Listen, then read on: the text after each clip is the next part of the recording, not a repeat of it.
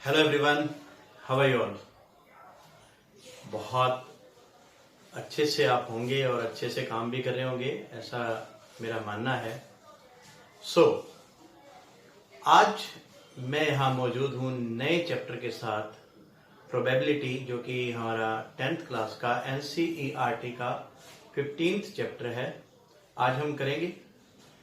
तो प्रोबेबिलिटी आपने 9th तक पढ़ी है ना।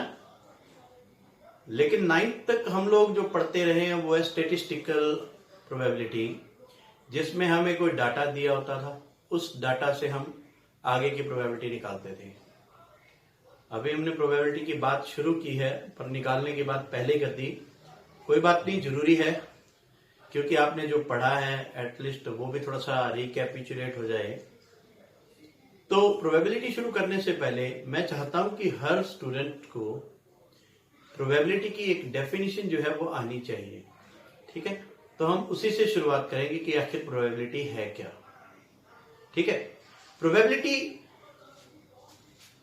जो है वो है it is quantitative measure of likelihood of given events occurrence and it is expressed as a number from 0 to 1।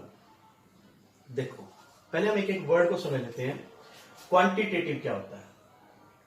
Quantitative होता है किसी चीज को कैलकुलेट करके उसका मेजरमेंट करना, मतलब निकालना, नंबर हो सकता है। लाइकलीहुड, अगर आप डिक्शनरी खोल के देखें तो लाइकलीहुड का मतलब आपको पता लगेगा कि इसका मतलब है किसी चीज के होने या ना होने के अवसर, चांसेस। ठीक है, चांसेस। जैसे मतलब हम कहते हैं ना, बारिश होने वाली है, शायद बारिश होगी या नहीं होगी, होना या ना होना, और आगे लगा देते हैं शायद वर्ड। मतलब हम कह सकते हैं कि शायद वर्ड डिस्क्राइब करता है प्रोबेबिलिटी को। फिर बात आती है अगले वर्ड की, इवेंट्स अकरेंस। जो मैंने बारिश की बात की, तो बारिश जो वर्ड है, हाँ, बारिश होना ना होना, वो इवेंट अकरेंस है। होना और ना होना दोनों की अकरेंस कहलाएगी। And it is expressed as a number from 0 to 1, जो कि रिप्रेजेंट की जाती है 0 से 1 के बीच के नंबर में। यानी कि प्रोबेबिलिटी हम कह सकते हैं कि क्वांटिटेटिव मेजर है किसी चीज के होने ना होने के, मतलब चांसेस। ठीक है, अभी मैं प्रोबेबिलिटी का फॉर्मूला वगैरह डिस्कस नहीं कर रहा हूं। पहले प्रोबेबिलिटी से पहले जो जुड़ी हुई टर्म्स हैं, हम उन टर्म्स को थोड़ा सा डिस्कस करते हैं, फिर हम बढ़ेंगे NCERT एक्सरसाइज की ओर। देखो, सबसे पहले प्रोबेबिलिटी के लिए जरूरी है एक्सपेरिमेंट। एक्सपेरिमेंट, हाँ जी, क्या मानते हैं एक्सपेरिमेंट क्या है? आप तो यही मानते हो ना, आप जो फिजिक्स की लैब में, केमिस्ट्री की लैब में जो करते हैं वो एक्सपेरिमेंट है ना। या घर में कोई चीज आ गई, चेक खोल दिया है, CD प्लेयर खोल दिया चेक करने के लिए, ये हम एक्सपेरिमेंट कर रहे हैं।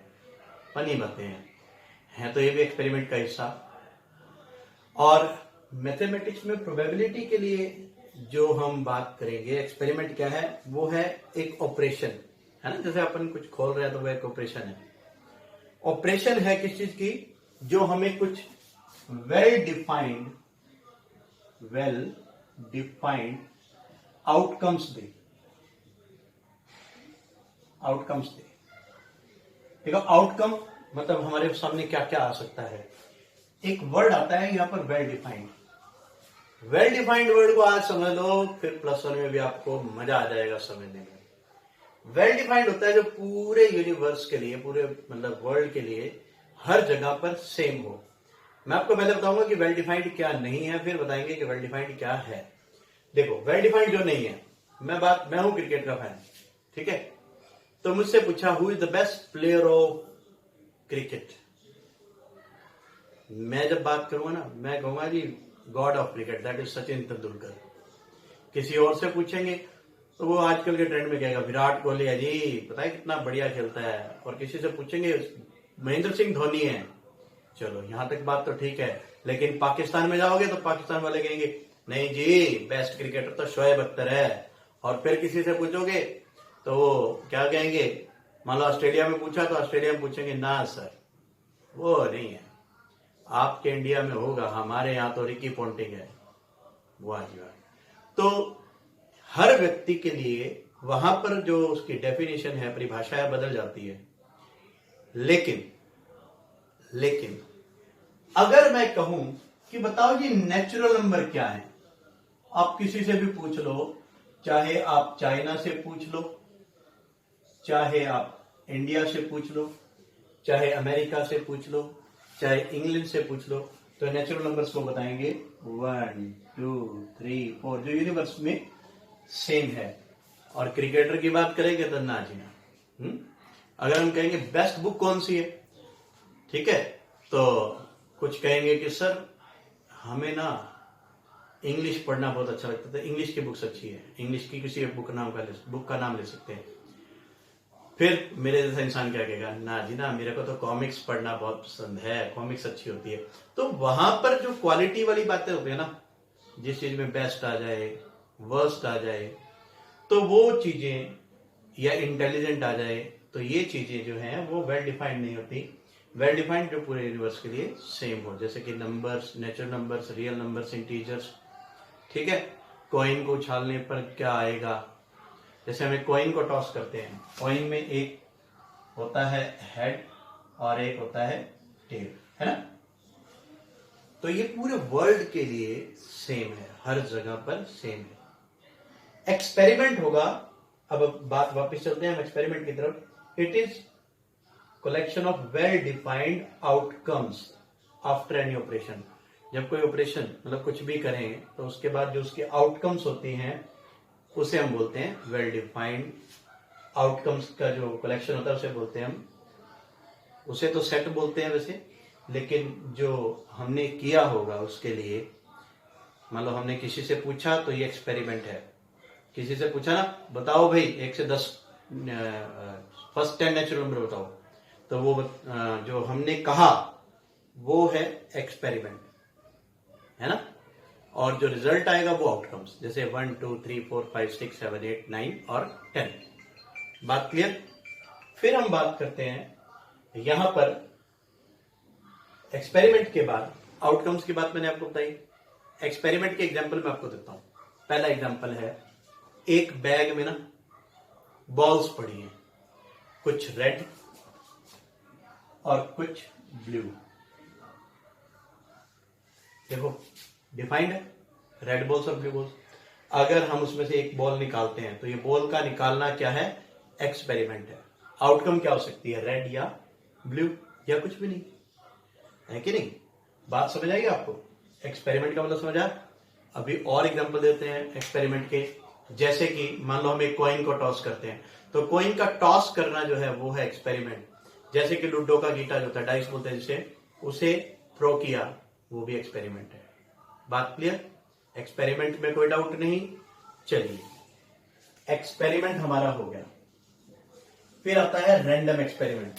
रैंडम एक्सपेरिमेंट होता है जिसे हम मतलब, एक होता है ना भी जानबूझकर सामने देख के एक्सपेरिमेंट किया जाए, भी देख के किया जाए, वो नहीं होना चाहिए।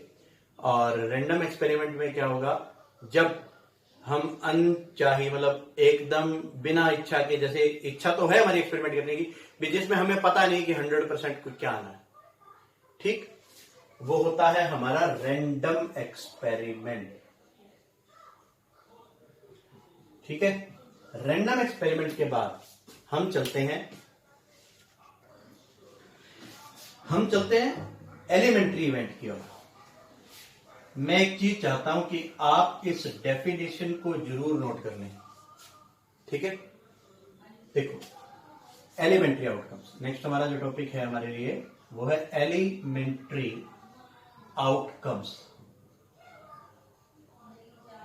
जो हम एक्सपेरिमेंट करते हैं, रैंडम एक्सपेरिमेंट करते हैं, उसमें जो भी रिजल्ट आते हैं, वन मतलब एक एक करके, वो सारे कहलाते हैं एलिमेंट्री आउटकम्स। जैसे मान लो हमने कॉइन टॉस किया, कॉइन टॉस किया तो दो आउटकम्स आती हैं उसकी, एक आता है हेड और एक आता है tail. Throughout the exercise मैं एच और टे लिखूंगा। जहां पर भी हम कॉइन की प्रोबेबिलिटी करेंगे तो वहां हम लिखेंगे एच और टी। जैसे मान लो एक डाइस उछाली हमने, डाइस उछालने के बाद 1 आ सकता है, 2 आ सकता है, 3 आ सकता है, 4 आ सकता है, 5 आ सकता है या 6 आ सकता है। तो ये सारे के सारे एलिमेंट्स हैं, ये सारे क्या हैं? एलिमेंट्स।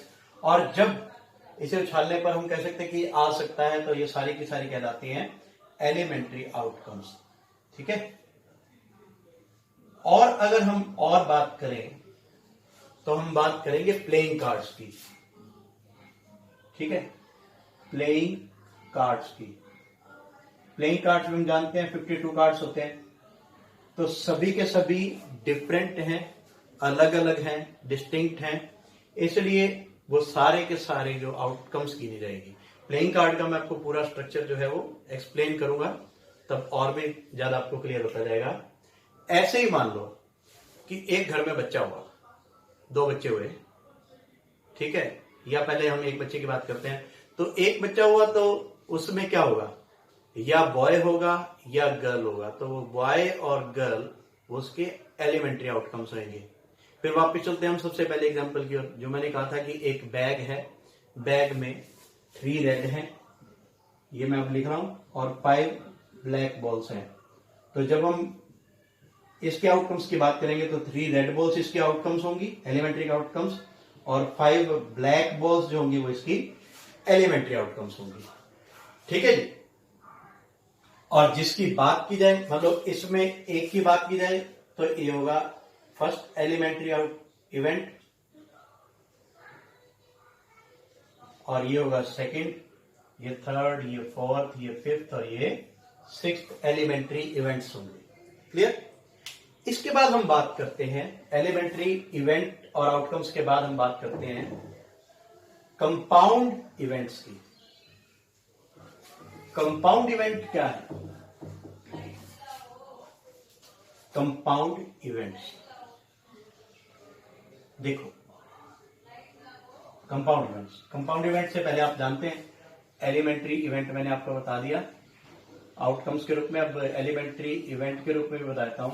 मान लो डाइस में हम किस किस की बात करते हैं? 1 की, 2 की, 3 की, 4 की, 5 की, 6 की। ये सारे अपने आप में अलग अलग इंडिविजुअल एलिमेंट्री इवेंट हैं। लेकिन जब हम कंपाउंड इवेंट की बात करते हैं तो हम जब more than one event discuss करें, तो उसे बोलेंगे हम कंपाउंड इवेंट। जैसे मान लो इसमें कहा जाए कि फाइंड प्रोबेबिलिटी। देखो अभी फाइंड प्रोबेबिलिटी मैंने आपको फाइंड करनी नहीं सिखाई। Probability if a die is thrown and we get a prime number और ऑड नंबर। तो यहां पर देखो 2 इवेंट ऐड हो रहे हैं, तो 2 हो, 2 से ज्यादा हो, मतलब 1 से ज्यादा जब भी होगा तो वो कंपाउंड इवेंट होगा। ठीक है जी। कंपाउंड इवेंट के बाद हम आते हैं श्योर इवेंट्स की ओर। कंपाउंड इवेंट के बाद हमारे हैं श्योर इवेंट्स। श्योर इवेंट्स क्या होते हैं? The events, those are certain to happen. जो 100% होंगे ही होंगे। जैसे मान लीजिए आपके पास एक बैग है, ठीक है, आपने इसमें नंबर्स डाल रखे हैं, मतलब एक पर्ची बना के, स्लिप बना के नंबर्स लिख रखे हैं उन पर 2, 4, 6, 8 और 10। ठीक है। और आपने क्या किया? आपने एक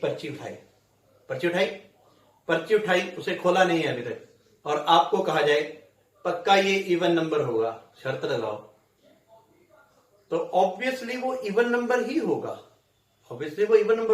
जब वो इवन नंबर होगा तो वो कौन सा होगा? Certain to happen and it is also called sure events. इसकी प्रोबेबिलिटी हम डिस्कस करेंगे भी।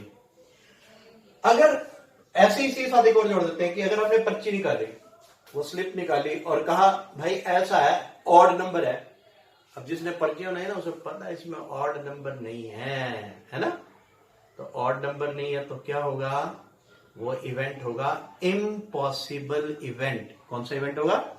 इम्पॉसिबल इवेंट होगा, which is sure that it will not happen, that is called the impossible event. Okay, impossible event, ठीक है, which never happens. हमारे यहां के टॉपिक हो गए 1 2 3 कंपाउंड, श्योर, इम्पॉसिबल। अब आता है एक सबसे इंपॉर्टेंट टॉपिक, ठीक है। सबसे इंपॉर्टेंट टॉपिक है equally likely. Equally likely events, equally likely. देखो, एक्सपेरिमेंट हुआ, एक्सपेरिमेंट की कुछ आउटकम्स आई, है ना? एक्सपेरिमेंट की आउटकम्स आई। उस आउटकम्स में हर एक इवेंट का होना दूसरे इवेंट के आउटकम्स के होने के इक्वल हो, तो उसे हम कहते हैं इक्वली लाइकली। इसके एग्जांपल देखते हैं। पहला एग्जांपल है, जैसे मान लो हमने एक कॉइन टॉस किया, तो उसकी दो आउटकम्स होती है। एक कॉइन को टॉस करने के बाद दो आउटकम्स होती है, हेड या टेल, यही होती है ना? तो अब ये बताओ कि आप सिक्का उछालते हो, कोई सिक्का उछालते हो, बशर्ते कि वो अनबायस्ड होना चाहिए, ठीक है ना? बायस्ड क्या होता है? वो शोले फिल्म वाला सिक्का नहीं, जिसके दोनों तरफ सेम होता है। वो दो जैसा ठंडियां चिपका दो आप, वो 5 का सिक्के के जैसा बन जाएगा और वो आगे पीछे सेम भी बना सकते हो। वो होता है biased coin, biased, BIASSED, biased coin. और जो हमारे पास सिक्के हैं वो सारे अनबायस्ड हैं, तो किसी के पास हो सकता है बायस्ड भी हो। तो अनबायस्ड कॉइन हो तो उसमें हेड के आने का चांस और टेल के आने का चांस क्या होगा? जैसे सिक्का उछालोगे बराबर होगा, तो इसे हम बोलेंगे इक्वली लाइकली, ठीक है। ऐसे ही मान लीजिए आप एक और ले लेते हैं एग्जांपल, वही डाइस का एग्जांपल सबसे अच्छा रहता है। डाइस के भी जब हम टॉस करें या थ्रो करें तो 1 आने का भी चांस बराबर है, 2 आने का भी चांस इक्वल है, 3 आने का चांस भी इक्वल है, 4 आने का इक्वल चांस है, 5 आने का चांस भी इक्वल है और 6 आने का चांस भी इक्वल है ना? एक तरीका और आपको याद होगा, जब हम बचपन में क्रिकेट खेलते हैं तो क्या करते हैं, ग्राउंड में अलग अलग खेलना हो तो हम बैट के नीचे पीछे वो नंबर लगा लेते थे ना, 1 2 3 4 5 6 अपने हिसाब से, और दूर से 5 जने भागे आते थे, 6 जने खिलाड़ी हैं, तो वो आएगा अपनी अपनी फिंगर वहां रखेगा, तो उसकी टर्न आती थी, मेरी 5th टर्न, मेरी 4th टर्न, मेरी 2nd टर्न। वैसे ये देखा जाए ना, हम लोग सिर्फ बैटिंग के लिए करते हैं, जबकि होना तो बॉलिंग के लिए भी चाहिए, क्योंकि इंडिया में बॉलर भी जरूरी है और बैट्समैन भी जरूरी है। अरे वाह, तो क्रिकेट की ही बात हो रही है। तो वो सारे आउटकम्स भी वहां पर इक्वली लाइकली होंगे।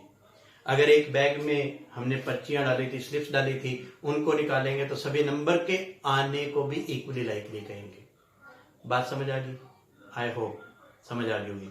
प्लेइंग कार्ड्स की बात करें तो 52 कार्ड्स हैं, जिस भी कार्ड को निकालेंगे तो किसी भी कार्ड के आने का जो चांस है, बाकी 53 का अलग अलग हम जब चांस काउंट करेंगे तो वो भी इक्वल होगा, ठीक है। तो इक्वली लाइकली, गॉट इट? चलो, अच्छा, इक्वली लाइकली का मैं आपको एक एग्जांपल देता हूं, बहुत बढ़िया, एकदम मजा आने वाला। आप लोग क्रिकेट मैच देखते हो? बात आज क्रिकेट की चल रही है? क्रिकेट मैच में क्या होता है, टॉस होता है पहले। जैसे टॉस होगा फिर पूछा जाता है उसमें भी, जैसे मान लो इंडिया और पाकिस्तान का मैच है, तो जो अंपायर है वो टॉस करता है। वो टॉस क्यों करता है, कभी सोचा है? उसका कारण है ये प्रोबेबिलिटी के बाद। क्यों? कि दोनों के टॉस जीतने का जो चांस है वो इक्वल रहता है, वो बायस्ड कॉइन नहीं यूज करते, ठीक है। इक्वली लाइकली के बाद let us move to our topic, that is probability of events. Probability, देखो प्रोबेबिलिटी जो है ना, प्रोबेबिलिटी एक नंबर है, कहां से कहां तक, 0 to 1 तक, और इस नंबर को निकालने का एक फॉर्मूला है, वो है number of favourable outcomes by total number of outcomes. देखो अब बच्चों के दिमाग में पता है क्या होगा, सर वैसे ना ये तो हम करते भी हैं, डेली करते हो, कैसे करते हो बताओ ना। मैं बता देता हूं, जब एक बच्चा टेस्ट देकर आता है ना 80 मार्क्स का, ठीक है, तो एक तरह के बच्चे होते हैं जो आते कहते हैं sir I am 100% to get my probability 1, यानी कि आउट ऑफ 80 वो उसकी फेवर है। अगर वो कहे सर आज पेपर अच्छा नहीं हुआ, सर मेरे जो नंबर आने के चांस हैं वो लगभग 35 हैं आउट ऑफ 80, ये चांस है, आए ना आए वो बात अलग है, तो ये चांस जो है वो उसको प्रोबेबिलिटी को शो करता है। आई होप यहां तक आपको बिल्कुल थोड़ा थोड़ा क्लियर होता जा रहा होगा, ठीक है। बात करें आगे, चलिए कुछ बातें पहले ही बता देता हूं प्रोबेबिलिटी से रिलेटेड। एक, प्रोबेबिलिटी कभी भी नेगेटिव नहीं हो सकती, यानी कि 0 से कम नहीं हो सकती, और प्रोबेबिलिटी कभी भी 1 से ज्यादा नहीं हो सकती, ठीक है। अब हम बात करते हैं मैथमेटिकली इवेंट्स को रिप्रेजेंट करने के लिए सिंबल बने हैं। जैसे मान लो किसी इवेंट को होने को हम ए, किसी भी सिंबल से बी, सी, डी, ई इस तरह से लिख सकते हैं। यूजुअली हम ई यूज करते हैं, प्रोबेबिलिटी ऑफ एन इवेंट, और इसे ऐसे लिखा जाता है प्रोबेबिलिटी अगर हमने निकालनी है तो उसके लिए सिंबल लगेगा पी और उसके ब्रैकेट में ई। ये होना हो गया। एक होता है प्रोबेबिलिटी ना होना, जिसे लिखा जाता है ऐसे, या लिखा जाता है ई के ऊपर बार लगाते हैं, या ई के ऊपर डैश लगा देते हैं, या लगा देते हैं प्रोबेबिलिटी नॉट ई। ये अभी सिंबॉलिक रिप्रेजेंटेशन है प्रोबेबिलिटी की। अब हम कुछ पहले एनसीईआरटी के क्वेश्चंस करेंगे, फिर करेंगे क्वेश्चंस को, ठीक है। ये कुछ बेसिक बातें थी इस चैप्टर से रिलेटेड जो मैंने आपसे डिस्कस की, ठीक है। और हम इसमें ये भी कह सकते हैं कि कोई जो प्रोबेबिलिटी नहीं हो सकता, इम्पॉसिबल इवेंट है, तो उसकी probability of impossible event is always, impossible event is 0 and probability of sure event is always, sure event की जो probability होती है वो हमेशा 1 होती है, ठीक है। और probability लाई करता है 0 से 1 के बीच में, क्लियर। तो हम अब शुरू करते हैं probability के फॉर्मूले से। दोबारा से कर देंगे। probability क्या है, कैसे निकालते हैं। Probability of an event is described as number of favourable outcomes and by में टोटल नंबर ऑफ आउटकम्स। इस जो टोटल नंबर ऑफ आउटकम्स कैसे निकलती है, इसके लिए मेरे को आपको एक चीज बतानी है जिसे हम बोलते हैं सैंपल स्पेस। क्या बोलते हैं, सैंपल स्पेस। जो सारी आउटकम्स को जब हम कलेक्ट कर लेते हैं तो उसे हम बोलते हैं सैंपल स्पेस। जैसे मान लीजिए आप एक डाइस को टॉस करते हैं तो हमारे पास आता है 1, और हमेशा इसे लिखे भी किसमें, कर्ली ब्रैकेट में, 1 2 3 4 5 एंड 6। मैंने ना इसकी एक भाषा बनाई हुई है, जहां हमारा या तो खत्म वहां हमारा सैंपल स्पेस खत्म।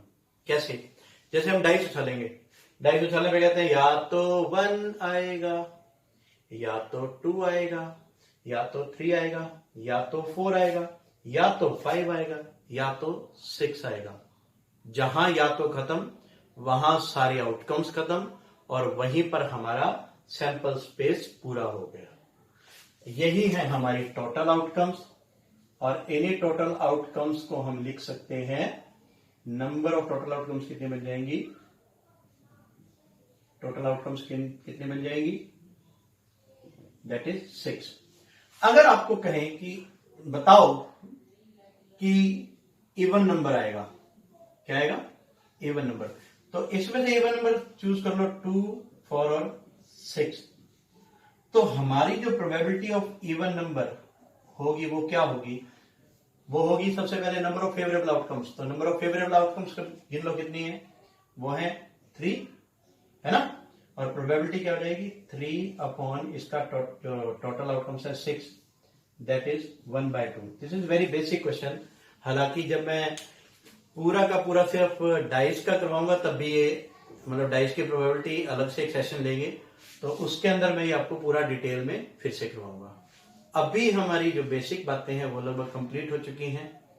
तो अब हम करते हैं एनसीईआरटी के सम्स।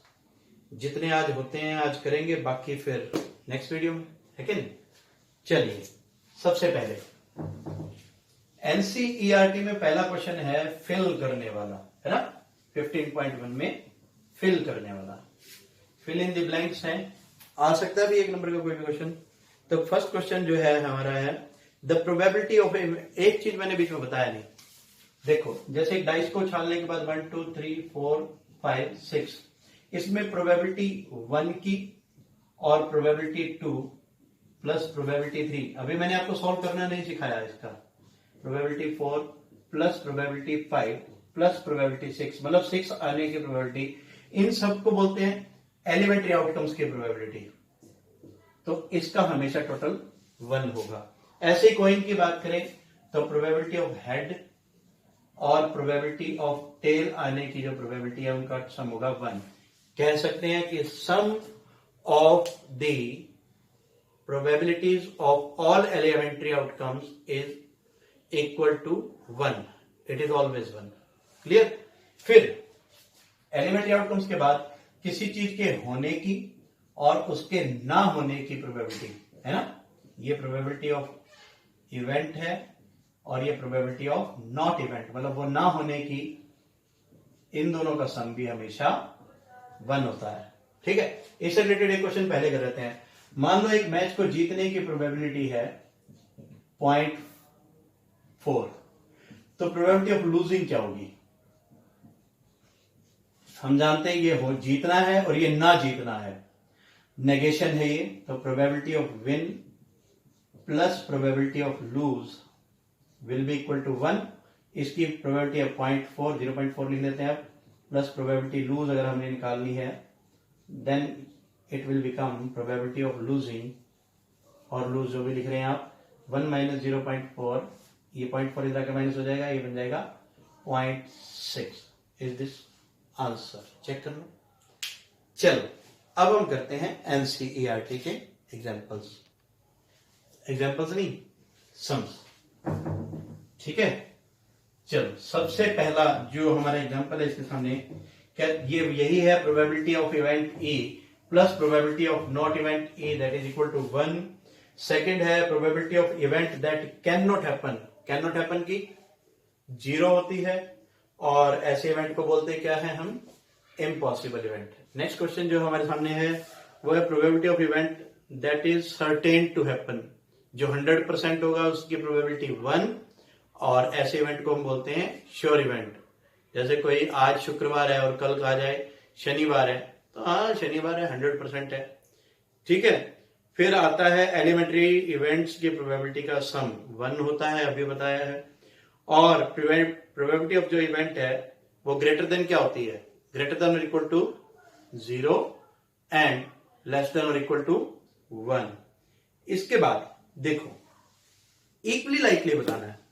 मैं इसका एक एग्जांपल ले लेता हूं, बाकी सारे जो एग्जांपल हैं वो आप अपने आप कर पाएंगे। कहता है कि आपने एक कार को स्टार्ट करने की कोशिश की, बताओ ये इक्वली लाइकली है या नहीं।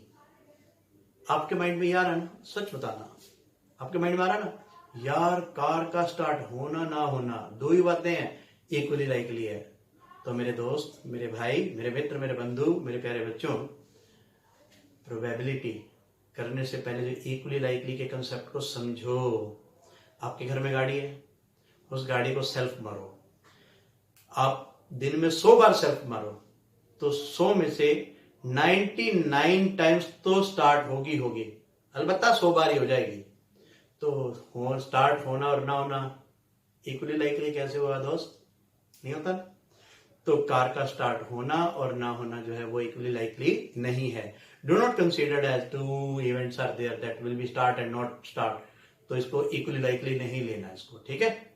दो इवेंट से जोड़कर ना ले, बात को समझना है, ठीक है। चलो इसके बाद कह रहा है कि एक फुटबॉल गेम को शुरू करने के लिए टॉस क्यों करते हैं? कॉइन से क्यों करते हैं? क्योंकि टॉस की 2 आउटकम्स हैं, एक हेड है और एक टेल है, तो वो इक्वली लाइकली है। लिखने का अंदाज क्या होगा? We toss the coin before starting the football game because the outcomes are either head or tail, both these outcomes are equally likely, okay, that's why we use the coin to toss for the start of the game. उसके बाद कहता है कि कौन सी probability नहीं हो सकती, इसमें नेगेटिव एक दे रखा है। हाँ, कहीं कंफ्यूज मत होना, 4 ऑप्शन जो दे रखे हैं, पहला ऑप्शन दे रखा है 2/3, दूसरा ऑप्शन दे रखा है -1.5 और तीसरा ऑप्शन दे रखा है 15% और फोर्थ दे रखा है हमें डी दे रखा है 0.7। ये सी है, ये बी है और ये ए। देखो बच्चों, इसको देखिए कंफ्यूज मत होना। 15 सर ये तो 1 से ज्यादा आ रहा है, ये 1 से ज्यादा नहीं है क्योंकि 15% मतलब 15/100, तो ये 1 से छोटा है। नेगेटिव देखा, उसी टाइम माइंड में स्ट्राइक किया, the probability can never be negative, that's why the probability of an event can never be negative, that is -1.5। फिर आपको 5th क्वेश्चन मैंने आपको करवा दिया है। 6th क्वेश्चन की बात करते हैं अब। क्वेश्चन आपके सामने है, ए bag contains lemon flavoured candies only. एक बैग है जिसमें सिर्फ लेमन फ्लेवर की कैंडीज है, मुझे भी बहुत पसंद है।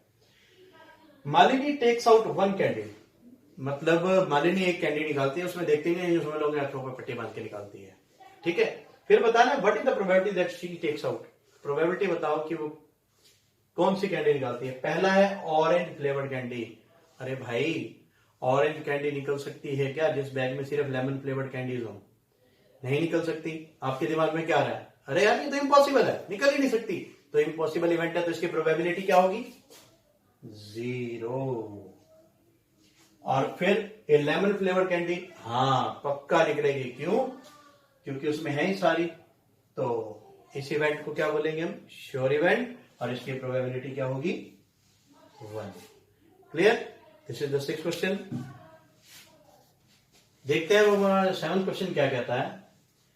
It says it is given that in A group of 3, 3 दोस्तों में प्रोबेबिलिटी ऑफ 2 स्टूडेंट, 3 में से 2 बच्चे ऐसे हैं जिनका बर्थडे सेम डेट पर नहीं आता, उसकी प्रोबेबिलिटी देखिए 0.992, ठीक है। हमें प्रोबेबिलिटी बतानी है उन 2 बच्चों की कि सेम बर्थडे आता है, 3 में से 2 की। तो ये किस तरह का क्वेश्चन है? थोड़ा सा दिमाग लगाओ। ये वही क्वेश्चन है ना कि प्रोबेबिलिटी लेट ई बी, ये प्रॉपर रिप्रेजेंटेशन है। पहले वाले क्वेश्चन थे सीधे आंसर देने वाले थे, तो इसमें हम पूरा आपको एक्सप्लेन कर रहे हैं कि कैसे लिखना भी कैसे है। Let E B event that 2 students have not same birthday, ठीक है। And E dash B event that 2 students have same birthday। हाँ जी, आ रहा है माइंड में? क्या करना चाहिए? अभी तो बताया ना कि प्रोबेबिलिटी किसी चीज का होना और उस चीज का ना होना किसके इक्वल होता है? 1 के। तो ये है हमारा ना होना और ये है होना। ना होने की प्रोबेबिलिटी कितनी है? 0.992 plus probability E dash will be equal to 1, जिससे प्रोबेबिलिटी ई डैश क्या होगा? 1 माइनस 0.992, सॉल्व करने के बाद आ जाएगा 0.008, ठीक है। अटेम्प्टिंग में लास्ट में जरूर लिखना कि probability of the 2 students having the same birthday 0.008। 0.008। Clear? चलिए अब हम चलते हैं नेक्स्ट क्वेश्चन की ओर। 8 क्वेश्चन हमारे सामने है। अ bag contains 3 red and 5 black balls. ठीक है, एक बैग में 3 रेड हैं और 5 ब्लैक हैं, टोटल कितनी होगी? 8। A ball is drawn at random, बिना देखे एक बॉल निकाली। अब जो बॉल निकाली है उसमें प्रोबेबिलिटी बतानी है कि वो रेड होगी तो प्रोबेबिलिटी बताओ, वो रेड हो ब्लैक होगी तो प्रोबेबिलिटी बताओ। ठीक है, तो हम पहले लिखते हैं यहां पर solution. Number of red balls की कितनी होगी? 3। Number of black balls 5। ठीक है, late A be the event of drawn ball is red and let B be the event of drawn ball is black। मैंने दोनों के लिए एडवांस में लिख लिया। ठीक है जी, अब आप बताओ प्रोबेबिलिटी ऑफ इवेंट ए। देखो यूजुअली क्या होता है कि बच्चे ना ये चीजें लिखते नहीं है, क्योंकि कोई कभी कभी डीपली बताते नहीं हम लोग भी, और जब बताते हैं तो बच्चे पूरी तरह से इस पर फोकस नहीं करते, क्योंकि उन्हें आंसर से बोला होता है आ गया आंसर आ गया। पर ऐसा नहीं करना, आपको ये पूरी डिटेल लिखनी है। ठीक है, क्योंकि यही इवेंट को समझकर तो आगे की प्रोबेबिलिटी करनी है आपने। प्रोबेबिलिटी सिर्फ 10वीं तक नहीं है, आगे बहुत मजेदार है प्रोबेबिलिटी, दिमाग का गेम है, मजा आता है इससे। तो प्रोबेबिलिटी ऑफ इवेंट ए जो कि रेड बॉल है वो निकालेंगे हम। देखो हमारे पास फेवर कितनी बनी? रेड बॉल की फेवर में कितनी है? नंबर ऑफ रेड बॉल्स जो कि 3 है, 3, और टोटल कितनी बनेगी इनकी? टोटल आउटकम्स कितनी बनेगी? 8, 3/8। ठीक है, और इसके सेकंड पार्ट के लिए probability of B that is black ball की प्रोबेबिलिटी निकालनी है, तो हम कैसे कर सकते हैं? 5 जो कि ब्लैक बॉल की संख्या है, नंबर है, बाय में टोटल दैट इज 8। नंबर वाली प्रोबेबिलिटी तो बहुत इजी है, बहुत ही ज्यादा इजी है। ठीक है, बाकी इसके बाद आप जो है इजीली कर सकते हैं, 2 क्वेश्चंस कर सकते हैं। 10 तक आप एक बार करेंगे, 10 के बाद हम आगे के क्वेश्चंस करेंगे। Thank you and have a wonderful time. I hope you will do and you are learning very much clearly. अगर फिर भी आपको कोई डाउट होता है कभी भी, तो प्लीज मेरा नंबर ये नोट कर लीजिए, 94679। अपना नंबर भी भूल जाते हैं कई बार, 20004। Name is Raviraj Grover. So have a wonderful time, have got bless you.